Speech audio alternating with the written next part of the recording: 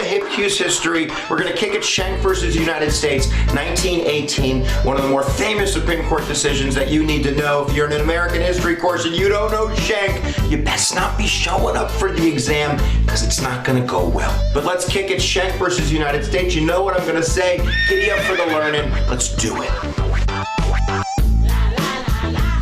So the reason that I yelled kind of fire when I put the fire up was because that's kind of the basis of the analogy that Oliver Wendell Holmes is going to use in this court case. The big idea, before we get to kind of what happened, is that civil liberties, the Bill of Rights, are not absolute, at least in terms of the interpretation of the Supreme Court. And you can certainly reject that argument and lay it down in the comments below. But we're talking about kind of this decision of Schenck versus United States. So First Amendment has really clear language. Congress shall make no law of that of abridging the freedom of speech. And in 1917, Woodrow Wilson is going to pen the Espionage Act of 1917. You want the vocab? This is a huge law. This law later will be used to convict the Rosenbergs in the 1950s, put them to death. It's used to arrest the Pentagon paper whistleblower, Daniel Ellsberg. You got Chelsea Manning. You got Edward Snowden. You got this big long list of characters that have gone down with what I call Baby Patriot Act,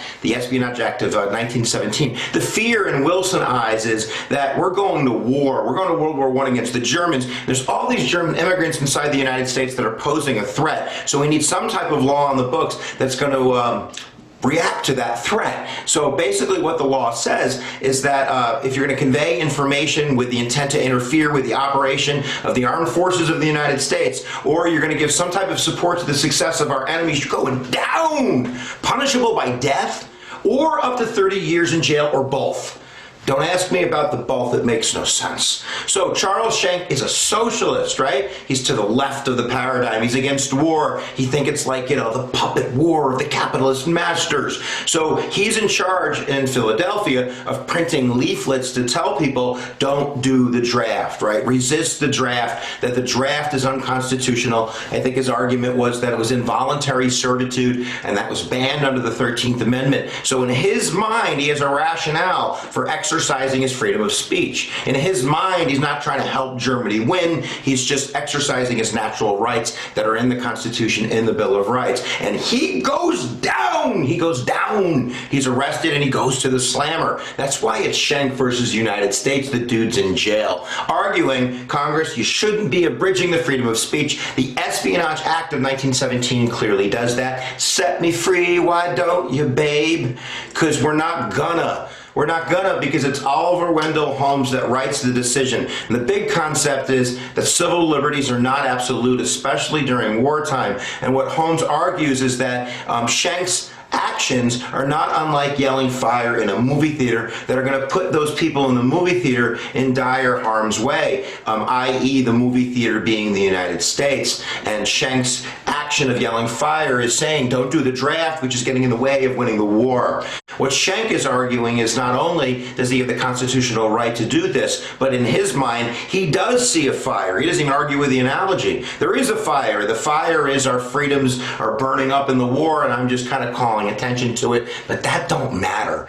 So that's Schenck's argument. He's going to lose that case, and at the end of the day, we're left with Oliver Wendell Holmes' clear and present danger doctrine. You want vocab? There it is. Clear and present danger. If your freedom of speech crosses the line into clear and present danger, that's where it stops being freedom of speech according to the Supreme Court and this precedent. And remember the big idea that the Bill of Rights is not absolute, and if you could talk about the freedom and order arguments in there, then you're just a gangster for the learning. So thanks guys for checking in with the little hip cues. If you haven't subscribed, what the hell, man? Just click my face and do a brother a favor. Save a pony, click my face, subscribe.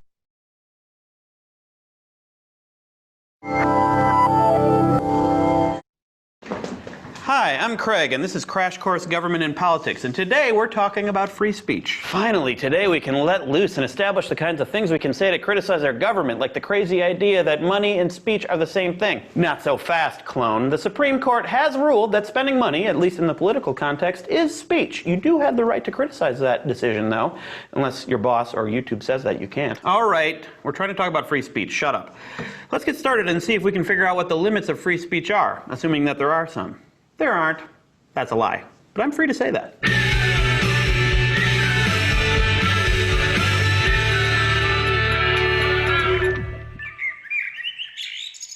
two really important things to remember about the First Amendment protection of free speech. The primary reason to have freedom of speech is to allow for public criticism of the stupid government. Stupid government. That's the sort of thing that can land you in jail in countries that don't have strong free speech protections. Or should I say, you would be Putin in jail. Don't put me in jail. Oh, that's right, I'm in the US, it doesn't matter. The stories of oversensitive kings and dictators silencing people who question their rule or even make jokes at their expense are too numerous to recount. But for the most part, that kind of thing doesn't happen in the US, which is why no one gets arrested for carrying around a giant picture of Obama as Hitler, or former President Bush as a monkey. Well, that stuff's okay as far as the First Amendment is concerned, but that doesn't mean it's respectful or in good taste. The second thing to remember is that the First Amendment protects you from the government doing things that try to deny your speech, but not anyone else. What this means is that you don't have an absolute right to say whatever you want, wherever you want, to whomever you want, and not suffer any consequences. Isn't that right, Stan, you dingus? I'm fired? I was just kidding, it was a joke. If you work for a private company, your boss can certainly fire you for saying mean things about them or revealing company secrets, and you don't have any First Amendment claim against them. Unless, of course, your boss is the government or a branch of the government, in which case you might be able to claim a First Amendment right. See, like most things, it's complicated. Among the speech that is protected, not all of it has the same level of protection under the First Amendment. Now let's exercise our right to free thought bubble. The speech that gets the strongest protection is political speech. Criticism of, but also praise for particular officials, their parties, or their policies is usually protected. It's given what is called preferred position, which means that any law or regulation or executive act that limits political speech is almost always struck down by courts. The big case that made pretty much the final decision on political speech was Brandenburg versus Ohio in 1968. In this case, a Ku Klux Klan leader was making a speech that, as you can imagine, was offensive to a lot of people and could have been considered threatening too. The court ruled that because the speech was political, it was protected by the First Amendment, no matter how outrageous it was. The court said, the constitutional guarantees of free speech and free press do not permit a state to forbid or prescribe advocacy of the use of force or of law violation, except where such advocacy is directed to inciting or producing imminent action and is likely to produce such action. According to the court, the First Amendment protects speech even if it advocates the use of force or encourages people to violate the law. So you can advocate overthrowing the government or not paying your taxes as much as you want, unless what you say is likely to produce the thing you're advocating, overthrowing the government, say. And it is likely to happen imminently, meaning very soon after you make the statement. This case limited an older standard regarding free speech that was put forward in the case U.S. versus Schenck in 1917. In that case, Schenck distributed pamphlets urging people to avoid the draft for World War I. This was a violation of the Espionage Act, which made it a crime to obstruct the draft or the war effort. The law was more complicated than that, but that's the basic gist. In his decision on this case, Oliver Wendell Holmes wrote that when that speech presents a clear and present danger, the state can then abridge that person's speech. Memorably, he explained that the First Amendment does not protect a person who shouts fire in a crowded theater. In later cases, Holmes limited this idea, largely because it gives the government a lot of leeway to say what kind of speech creates danger, especially during a war, as was the case with Schenck. Thanks, Thought Bubble. Political speech isn't the only type of speech that the courts have addressed. Symbolic speech can also be protected by the First Amendment, and if that symbolic speech has political content, it usually is protected. Symbolic speech includes wearing armbands, carrying signs, or even wearing a jacket with an obscene word directed at the military draft. Symbolic speech also includes burning an American flag, which pretty much is always a political message. Not all symbolic speech is protected, though. For example, if you're a high school student who holds up a banner that reads "Bong hits for Jesus" at a school-sponsored function, don't expect that the First Amendment will prevent the school, a government agent, from suspending you. And yes, that really happened. Also, this is not symbolic speech. That's violence. Even hate speech is protected, even if it's really hateful, like burning a cross on a person's lawn, although this might be prosecuted as vandalism or trespassing. Public universities that try to punish hate speech have seen their discipline codes struck down. Commercial speech may not be protected, but if it's a political commercial, it will be. And as we've pointed out before, spending money on political campaigns has been determined to be speech that is protected by the First Amendment, although we shall see donations to political campaigns are still treated differently, at least for now. Pretty much the only kind of speech that's not protected, other than speech that's likely to incite immediate violence, is what's called fightin' words. In the actual case that dealt with fighting words, Chaplinsky versus New Hampshire, the defendant uttered what seemed more like insults than a call to engage in fisticuffs. "What'd you call me?"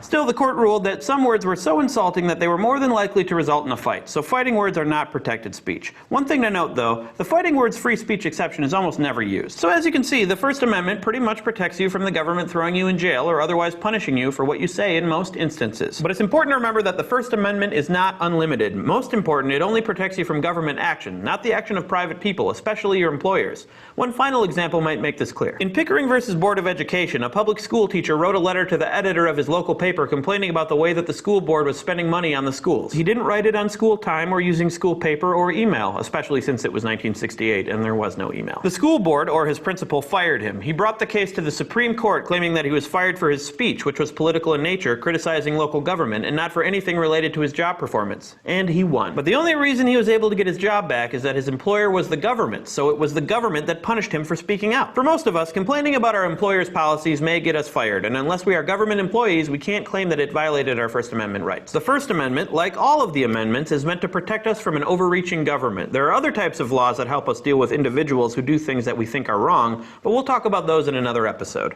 Thanks for watching. See you next time. Third eagle punch in the video.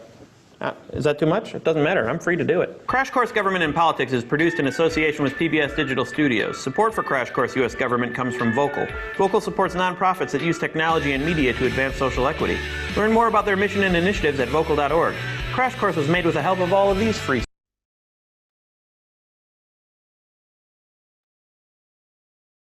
On the World Internet Conference, I want to associate myself with the chairman's remarks. In 2006, I began a series of hearings. The first one was with Yahoo, Microsoft, Cisco, and Google. And I had all of the top people raise their hands, and we swore them in. And for 8 hours, asked questions as to why they were enabling the censorship, why they were part of the apparatus of repression, and their answers were awful. And then when you see Tim Cook talking about, as Mr. Rubio said, the common future, it's an ominous continuing down that path of allowing this repression, this surveillance, this misuse of the internet by the Chinese dictatorship to repress its own people. If you might want to speak to that. And finally, on the Confucius Institutes, we've had a number of hearings on this commission, as well as in my subcommittee, on the whole issue of the Confucius Institutes as a way, we call it academic malware, where there's an all-out attempt to, again, influence academia, students, Chinese students, but also American students, in a way that would give the party line, and we have them in New Jersey, they're all over the country, and your thoughts on these Confucius Institutes. We all know that heads of colleges and universities are ever in search of more money and more programming, and if it comes free of charge, certainly it's an engraved invitation to say, come to our college or university, and to me, it's an invitation for disinformation. So your thoughts on that? I'd like to address the question of the World Internet Conference and Confucius Institutes. It seems to me that the United States is accustomed to dealing with or engaging with the world from a position of strength, not just comprehensive economic and military strength, but also a deep confidence of the enduring appeal of our values around the world. And that, particularly since the fall of the Berlin Wall, has produced a certain amount of complacency. We thought game over.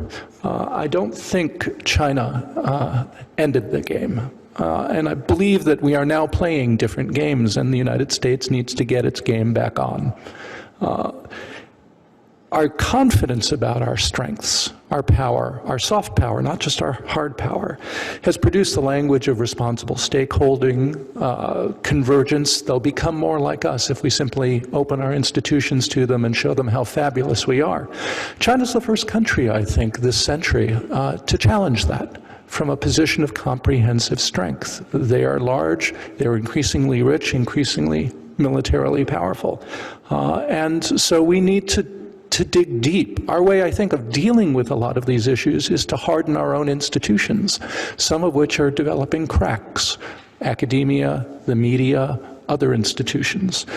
China is exploiting those cracks, and it is doing it in ways that, well, frankly, are brilliant. But if our best response to these exploitations is to strengthen ourselves, to raise consciousness, to get our game back on, and to reinvest in ourselves.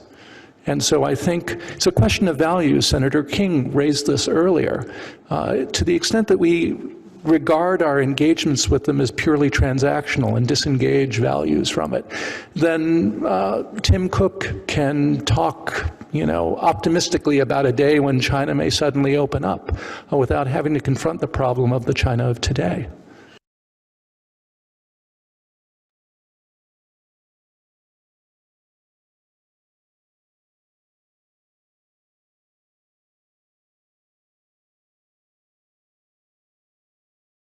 Control of the internet.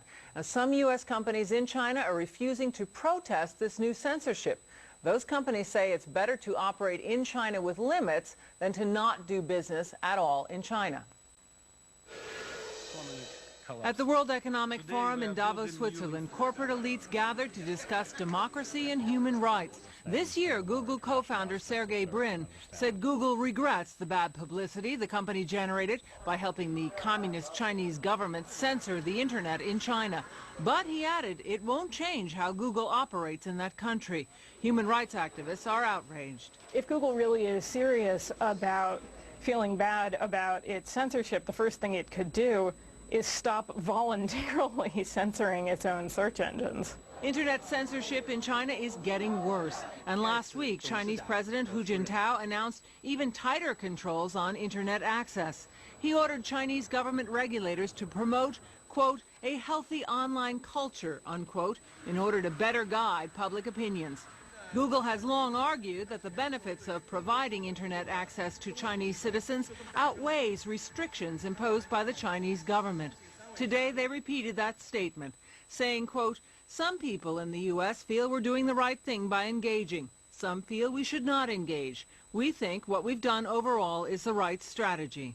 Congressman Chris Smith introduced legislation that would ban U.S. companies from helping governments censor information about human rights and democracy and providing information leading to the arrest of activists. He proposed fines of up to $2 million for violators. Dictatorships need two things to survive: a strong secret police and propaganda. The internet gives them both of that in spades if it is not done in a way that is in keeping with human rights principles. Smith draws parallels to the Foreign Corrupt Practices Act that makes corruption and bribery illegal and punishable crimes for U.S. businesses operating overseas. Google and other technology companies are meeting with human rights groups to develop voluntary guidelines for companies confronting censorship. Well, that does bring us to the subject of tonight's poll.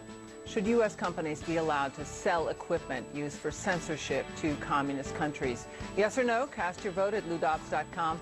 We'll bring you the results later in the broadcast. And time now for some of your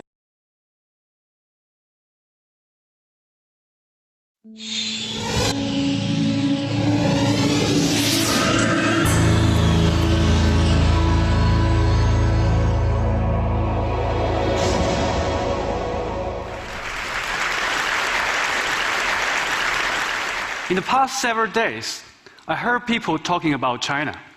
And also I talked to friends about China and Chinese internet. Something is very challenging to me. I want to make my friends to understand China is complicated. So I always want to tell the story like one hand it is that, the other hand is that. You can't just tell one side story.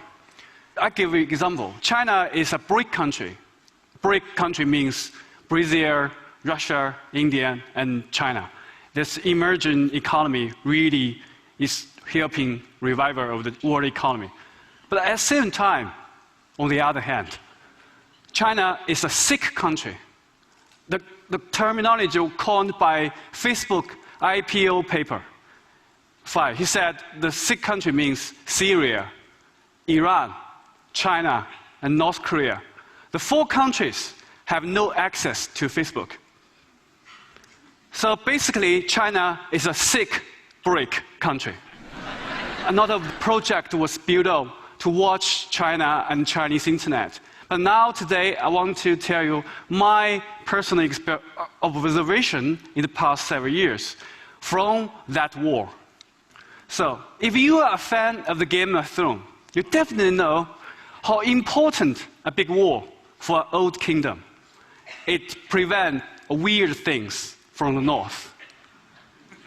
Same was true for China. In the north, there was a great war, Changchun. It protected China from invaders for 2,000 years. But China also have a great firewall. That's the biggest digital boundary in the whole world. It's not only to defend Chinese regime from the overseas, from the universal value, but also prevent Chinese own citizens to access the global free internet, and even separate themselves into blocks, not united. So basically, internet has two internets. One is the internet, the other is the ChinaNet. But if you think the ChinaNet is something like a dead land, wasteland, I think it's wrong. But we also use very simple metaphor, the cat and the mouse game, to describe in the past 15 years the continuing fight between Chinese censorship, government censorship, the cat, and the Chinese internet users. That means us, the mouse. But sometimes this kind of a metaphor is too simple. So today I want to upgrade it to 2.0 version. In China, we have 500 million internet users. That's the biggest population of netizen internet users in the whole world.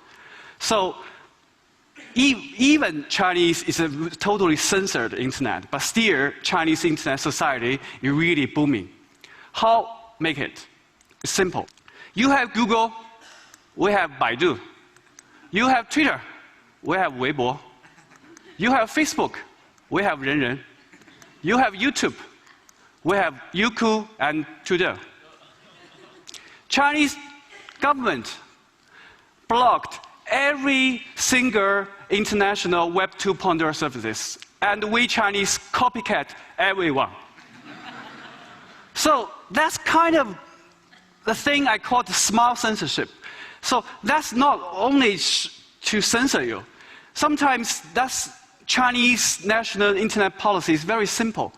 Block and clone. On the one hand, he wants to satisfy people's need of social network, which is very important because people really love social networking. But on the other hand, they want to keep the server in Beijing so they can access the data anytime they want. That's also the reason Google was pulled out from China, because they can't accept the fact Chinese government want to keep the server. Sometimes the Arab dictators didn't understand these two hands.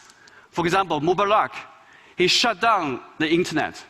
He wanted to prevent the netizens to criticize him. But once netizens can't go online, they go on street. And now the result is very simple. We all know Mubarak is technically dead. But also, Ben Ali, Tunisia president, didn't follow the second rule. That means keep the server in your hand. He allowed Facebook, a US-based service, to continue to stay on inside Tunisia. So he can't prevent his own citizens to post critical video against his corruption. The same thing happened. He was the first to topple it during the Arab Spring. But those two very smart national censorship policy didn't prevent Chinese social media become a really public sphere, a battlefield of public opinion, and the nightmare of Chinese officials. Because we have 300 million microbloggers in China. It's the entire population of the United States. So when these 300 million people, microblogger, even they blog the tweet in a censored platform, but itself is ChinaNet, but itself can create very powerful energy, which has never happened in the Chinese history. 2011, the July, 2 British trains crashed in Wenzhou, a southern city. Right after the train crash, authorities literally want to cover up the train, bury the train. So it angered Chinese netizens. The first 5 days after the train crash, there were 10 million criticism of the posting on the social media, which never happened in Chinese history. And later this year, the real minister was sacked and sentenced to jail for 10 years. And also, the recently very funny debate between the Beijing Environment Ministry and American Embassy in Beijing. Because the ministry blamed American Embassy for intervening Chinese internal politics by disclosing the air quality data of Beijing. So, the app is the embassy data, the PM 2.5. He showed 148, he showed is dangerous for sensitive group. So, suggestion is not good to go outside. But the down is the ministry's data. He shows 50. He said it's good. It's good to go outside. But 99% of Chinese microbloggers stand firmly on the embassy side. I live in Beijing. Every day, I just watch the American embassy's data to decide whether I should open my window. Why Chinese social networking, even within the censorship, is so booming? Part of the reason is Chinese languages. You know, Twitter and Twitter clones have a kind of a limitation 140 characters. But in English, it's 20 words or a sentence with a short link. Maybe in Germany, German language, maybe just aha. But in Chinese language, it's really about 140 characters, means a paragraph, a story. You can almost have all the journalistic elements to there. For example, this is the Hamlet of Shakespeare. It's same content. You can see exactly one Chinese tweet is equal to 3.5 English tweets. Chinese is always cheating, right? So because of this, Chinese really regard this microblogging as a media, not only headline to media. And also, the clone. Sina Company is the guy who cloned the Twitter. And they even has their own name with Weibo. Weibo is Chinese translation for microblog. It has own the innovation at the commenting area, make the Chinese Weibo more like Facebook rather than the original Twitter. So these innovations and the clones as the Weibo and the microblogging, when they come to China in 2009, they immediately become the media platform itself. It became a media platform of 300 million readers. It become the media. If anything not mentioned in Weibo, it does not appear to exist for Chinese public. But also, Chinese social media is really changing Chinese mindset and Chinese life. For example, they give the voiceless people a channel to make your voice heard. We had a petition system. It's a remedy outside the judicial system. Because Chinese central government want to keep a myth. The emperor is good, but all the local officials are thugs. So that's why the petitioner, the victims of the peasant, went to take the train to Beijing to petition to central government, the emperor want to settle the problem. But when more and more people go to Beijing, they also cause the risk of revolution. So they sent them back recent years. And even some of them were put into black jail. But now we have the Weibo, so I called. So the first thing that you should know about the argument essay is that it is actually pretty similar to the AP synthesis essay. The synthesis essay, if you remember, looked something like this, except without the big X's through it, okay? But the first thing that you would remember from the synthesis essay is that there was a prompt page. And if you recall on that synthesis essay prompt page, basically that prompt presented you with something that you could argue for or against, right? It presented you with something that was debatable, where you could take maybe different positions were possible to take. And then after that, it gave you different sources to draw from. And you would use various quotations from these different sources, like source A here. You would use various quotations from these different sources to back yourself up as evidence. That's the synthesis essay. Well, the argument essay is similar in that it asks you to take a stance or take a position and make an argument and support it with evidence, but they don't give you any of these sources like the synthesis essay does.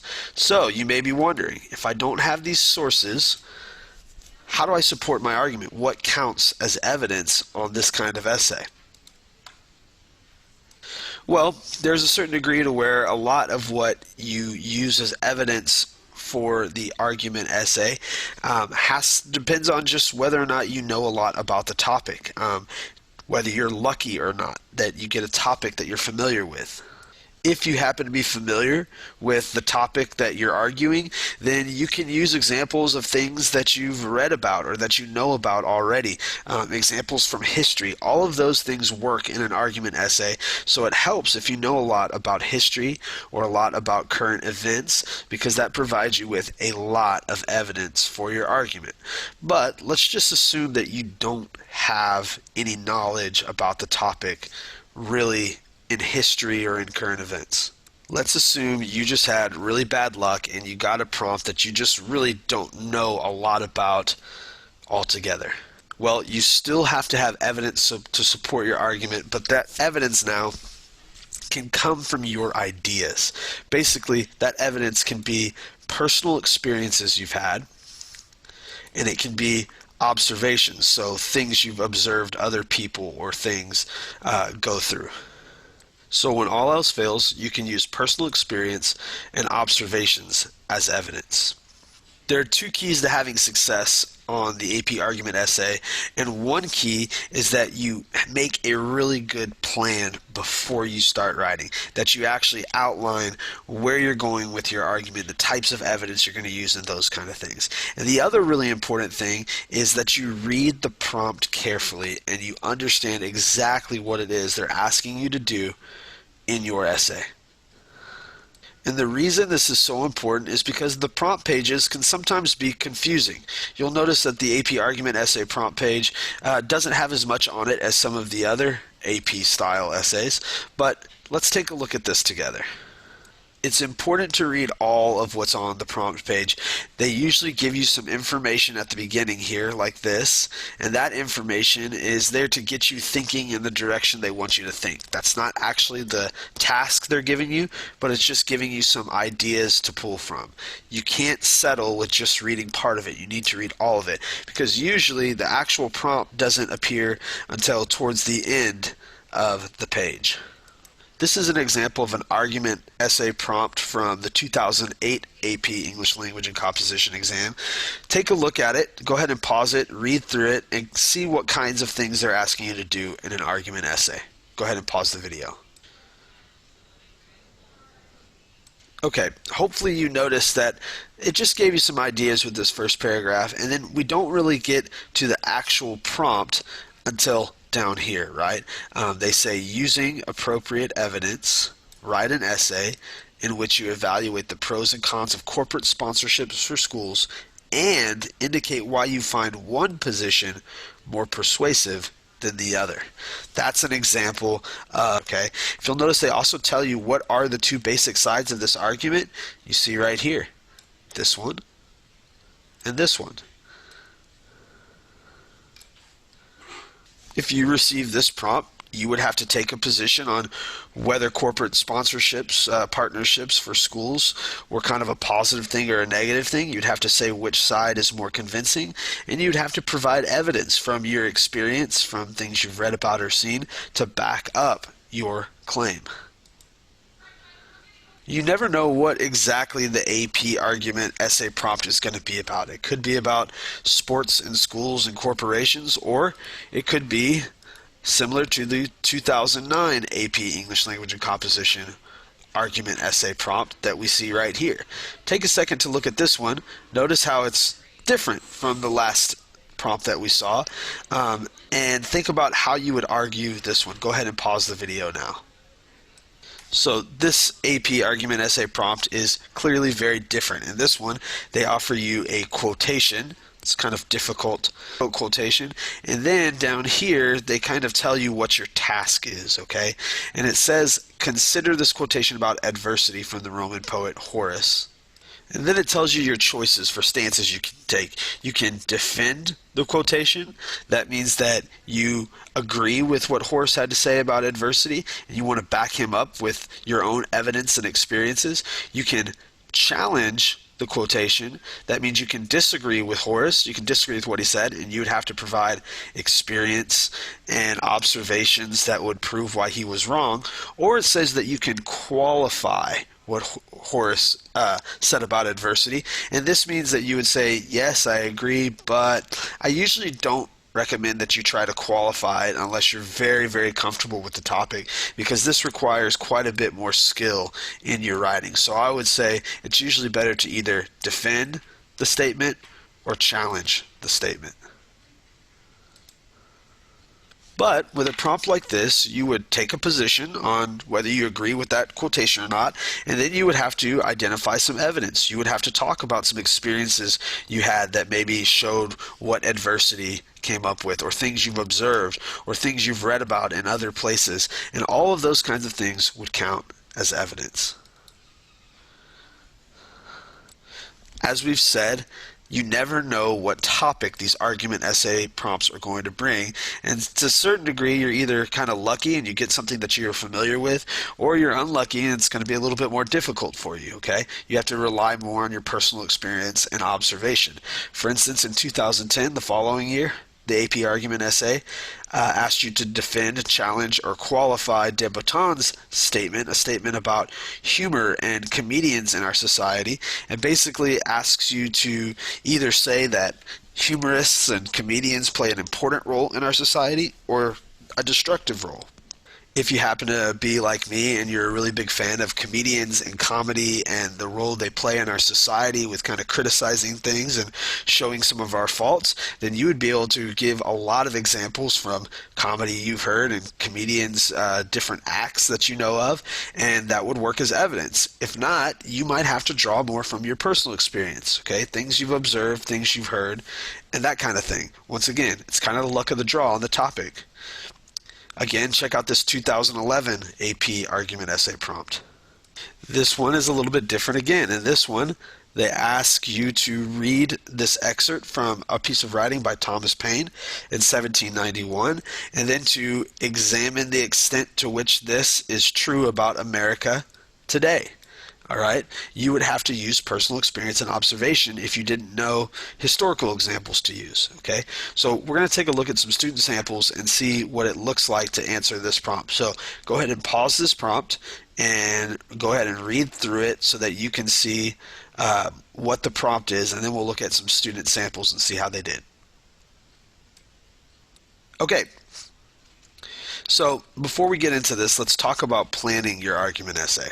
When you look at an argument prompt, before you start writing, you need to go through some quick steps. The first step would be you need to pick a side. You need to determine what argument it is now that you're going to make. You have to be clear. You've got to pick a side. You don't want to be wishy-washy. You clearly need to take a position. Remember, this test is on how you write and persuade, not on your ideas necessarily. The next step would be to actually think out and plan what reasons you might give in your thesis statement, right? Because remember, those reasons are what you're going to try to create the most convincing evidence to prove. If you provide evidence for each of your reasons, then you have proven your point, okay? The next aspect of your planning that you want to do before you write is you want to construct your thesis statement, right? Remember, we have a lesson available to you on writing a thesis statement. You need to go back and look on that if you're confused or need help, because that's an important piece to writing this essay well. Then lastly, in your plan before you start writing, you should actually plan out your evidence. This is the key. Your evidence will mostly be experiences you've had or things you've observed. Good evidence will make for a stronger argument. Here's what I tend to see. The students that actually make a plan before they begin writing do very well in this essay. They provide plenty of evidence to back up their argument. What I see a lot, though, is that students maybe only write a thesis statement for their plan, or they kind of decide that they're going to plan while they write, and that never works out well. What usually happens is a student writes a great intro, a great thesis statement, and one good chunk of evidence, but that's just not enough. That's where they stop, because our brains aren't good at switching between planning mode and writing mode. So it's really important that you plan first and then you start writing. It's the number one thing I see students make mistakes on the argument essay. Okay, this student essay actually scored a 9 out of 9, the highest score you can get on an AP essay. And if you want to take a second and pause it and read through the essay, that's fine. I'll tell you the gist of what this student did. This student happened to be very familiar with history enough that he didn't have to rely a lot on personal experience or observations, and instead talked about things that he knew about in history and used those things as evidence. That is the ideal situation. If you're lucky enough that you happen to know something that works as evidence for that prompt that you've studied on your own, absolutely use it, explain it, do what you need to do. That will get you those upper echelon of scores. But the reality is we don't know what we're going to get on that topic. So we want to prepare for the worst and assume that, man, we just don't know a lot about the topic. So a good example of student writing that does that well is this piece right here. This student relies more on their personal experience. They scored a 6 out of 9, which, remember, if we can average a score of 5 on each of these essays and get half the multiple choice right, we're in shape to pass that AP test. So if this student got a 6, they're in a good place, and they maybe didn't have as many historical examples and things like that, but that's okay because they recovered by using personal experience. That's the method I'm showing you today. Take a minute to read through this student's first paragraph. Pause the video and read through it. This student does a great job of restating information from the prompt in their introduction. And then you'll notice they close out their first paragraph with a very good thesis statement. 220 years later, Paine's belief still holds true, even though there are greater distinctions in America. Very clearly, this student has taken a position. Great thesis statement. Now, this is what I really want you to see, their first chunk of evidence. And if you'll notice, the evidence they use is personal experience. Go ahead and read through this section and pause it and read through it and see what you think. And I'll move this to the next page for you so you can finish reading that initial paragraph. Go ahead and pause it and read the rest. Okay, let's go back here. So in this first evidence chunk, you'll notice that they did a great job of just talking about their own experience. They're from New York City. They're from Brooklyn. They talked about that. You'll notice that they even say, on a personal level, I live in a mixed part of Brooklyn. And the evidence is their actual experience, right? With all these different people that they know and all the different religions, and that there are rare situations in which who or where we come from plays a factor, right? That's a great job of using personal experience as evidence, and that's what I'm asking you to do.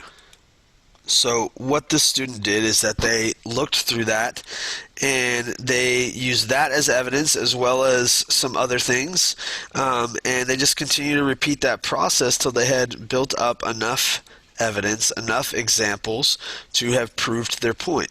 That's what you're trying to do with this personal experience and observation. So that's what we're going to look at finally here at the end. I want to give you an idea of the basic structure of what you can do in this essay. Remember, this is not the only way you can do it. There's a lot of different ways to do it. But if you're really struggling with, okay, I don't really know how this should be organized and how I should do it, this is one way that your essay can look. You can always start that essay with an opening paragraph that includes an introduction to hook your reader's interest, right? Maybe shoot for about 3 to 5 sentences there, and conclude that opening paragraph with a thesis statement, 1 to 2 sentences. Then you would continue with your chunks of body, right? They don't necessarily have to be 1 paragraph or 2 paragraphs. It just depends on how you want to organize it. But for each reason you gave in your thesis statement, you can have a body chunk where you introduce your reason, you give your evidence, you tell the little experience or story that you have that's going to be your evidence. And then this is the part a lot of students neglect to do, because students assume that it just makes sense to the audience, but you need to also explain and connect that personal experience or observation you gave to the thesis statement. How does it all connect? What did you want them to get out of that?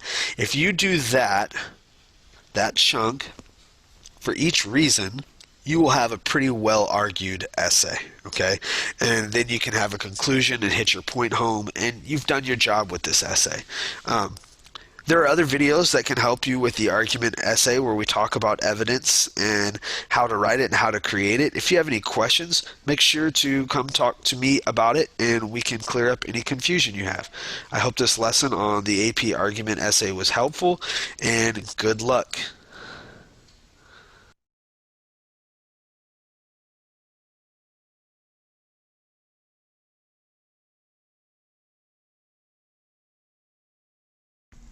Welcome. The goal of this video is to address how you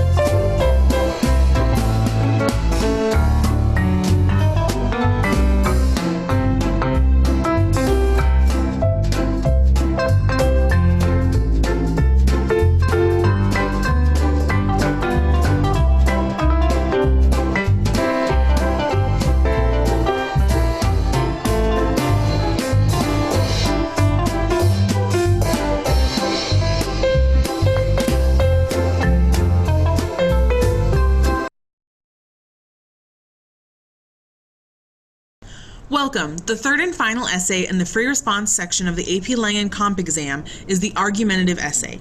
This essay is intended for you to make an argument, to persuade your reader.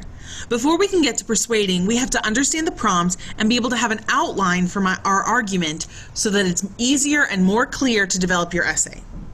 The goal of this video and of reading the prompt is to read the prompt quickly but clearly so you understand it, to brainstorm some possible positions that are available to you, and to develop a thesis statement.